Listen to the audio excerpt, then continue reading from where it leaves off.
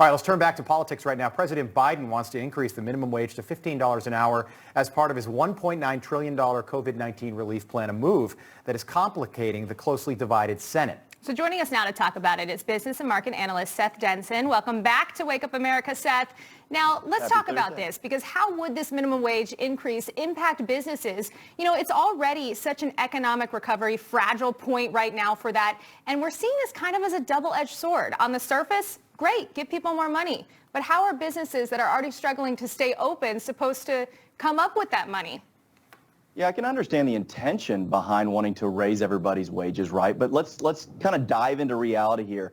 And I say it oftentimes that people lie, but numbers don't. And so let's just talk about where we are and where we would go if this were the reality. So right now in the United States, it's estimated based on a study done by UC Santa Cruz that there are about 300,000 businesses that have closed as a result of the pandemic.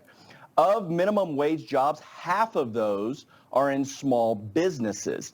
And that the CBO themselves even estimate that if we raise the minimum wage to $15 an hour, we would lose an estimated 3.7 million more jobs. Right. And so these are all of the factors that we need to be considering as we think about what this could do to the economy. Seth, it's interesting. So, all right, the Seattle Times put out this report. It's about a month old now, so you can add more to the list. But they did the most in-depth expose we've seen so far on how many restaurants, just restaurants, we're not talking about gyms or any other small businesses that have been lost as a result of the pandemic. 110,000 restaurants. Think about that. 110,000 restaurants nationwide will never reopen their doors again to customers. Now, so many other restaurants are struggling. Put on top of that the requirement to now pay employees $15 an hour. This is just we're going to lose the dining industry in the United States if this happens. Well, that's right. And so many other industries, Rob. And you mentioned the Seattle Times. Well, interestingly enough, there was a study done in Seattle because recognize that Washington State actually moved to a $15 minimum wage a couple of years ago, and that they estimate that 7% of all working hours were lost as a result of that. And so if we put that into perspective, based on the CBO's numbers, that's $9 billion of family income that would be lost by raising the minimum wage to $15 an hour. And let's not also talk about, or we should talk about, wage compression, right? And we always talk about inflation and the impact of that. Well, if the minimum standard is now $15 an hour, that means everything else gets shifted. In business, about 30 to 50% of all revenues go to labor cost. If you increase the labor cost, that revenue gets squished. And so as a result, there's a good word for you on a Thursday morning, squished. But as a result of that, that means everything else has to go up. Inflation happens, and the cost of what we're buying is going to go up.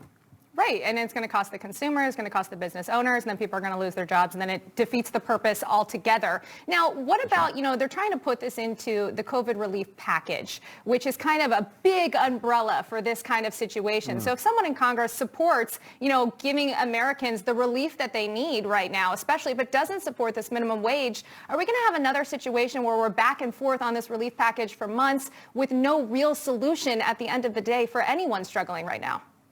A great question, Rachel, but isn't this politics at its best, right? Oh, you don't care about COVID relief, and so you're not going to vote for a $15 an hour minimum wage. And the way that they package this. Now, here's the interesting piece of this. And yes, I agree. This will go back and forth in large part because of this pork that's built in, or these earmarks that are built into these laws. But here's the other thing to consider, right? Democrats are strongly pushing for budgetary reconciliation as a process to pass this. Now, there's a lot of question amongst legal circles if under budgetary reconciliation, Congress can increase the minimum wage to $15. That means that if this ultimately gets pushed through that process and this piece is in that legislation, it's likely going to end up in the courts. Yeah, Seth, I got to be honest. So I'm keeping track. Today's day 15 of the Biden administration. He said, this is going to be done as soon as he gets in, like maybe day one.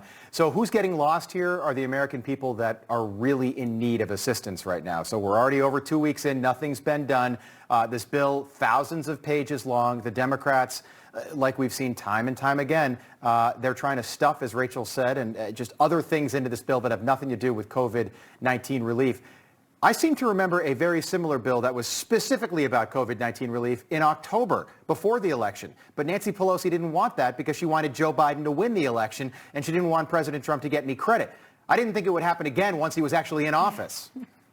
Yeah, it's sad that the politics reign superior here, right? But listen, at the end of the day, we've got to step back and start recognizing that in the United States, our average revenue to the federal government through taxable revenue is about $3.5 trillion. We've now spent more than double that. And we're looking to spend more. This is going to be on the backs of our grandchildren and great-grandchildren, which means inflation's coming and a lot of other things. If we are going to spend more money, and we need to spend some, we must be more targeted at that. It can't be this broad brush. Seth Denson in the city of Dallas as the sun rises. Big Beautiful D. out That's there. Big D there. Yeah, it looks good. Looks good. All right, Seth, thank you very much. We'll see you again soon here on Wake Up.